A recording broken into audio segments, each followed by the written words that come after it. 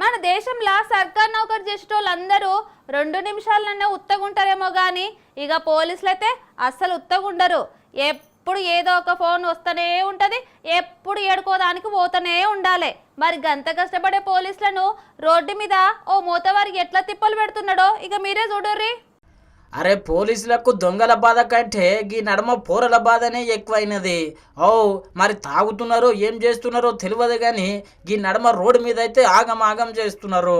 ఆంధ్రలో ఒక అన్న నడి రోడ్డు మీద బస్సు నాపి పోలీసుల మీదకి ఎట్లా ఎగురులాడుతున్నాడో చూడుండ్రి.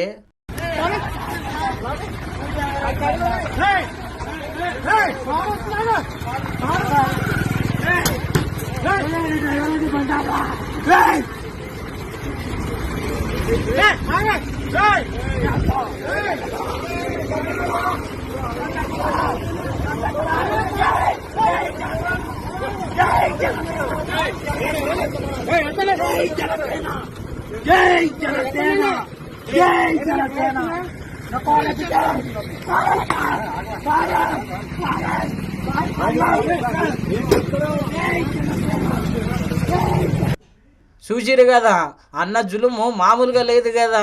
పోలీసుల మీదకే పోవచ్చే, ఇక పోలీసులనే బెదిరియవచ్చే, మళ్ళా మీదికెళ్ళి జై జనసేన అనవచ్చే.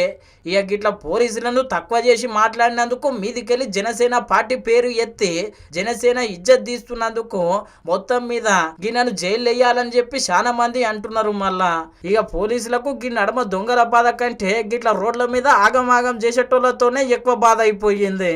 ఇక ఏం చేస్తాం, పోలీసుల పరిస్థితి గట్ల అయింది. మళ్ళీ గీ నడమ ఎంత చెప్పినా కానీ అస్సలు ఇంటలేరు. ఏందో ఏమో కానీ ఇప్పుడైతే సోషల్ మీడియాలో గీ వీడియో షెక్కర్లు కొడుతున్నది. అన్న ఓవర్ యాక్షన్ ఏరే లెవెల్ ఉన్నదని.